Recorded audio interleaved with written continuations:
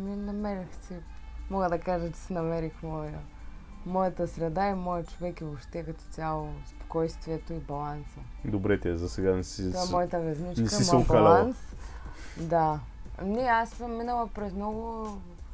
Нали, като говоря за майка ми, не ми е проблем да ти кажа, почина, когато аз реално заради това заминах от Испания.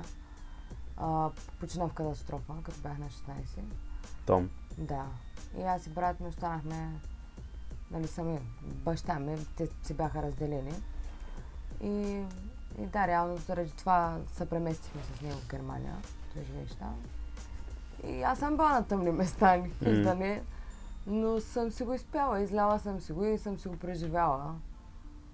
И да, благодарна съм, че съм тук и да, не съм залитнала някъде или попаднала в някаква дупка, която да не мога да изляза, защото познавам... Ти сравнително голяма вече да се поддаваш на такива...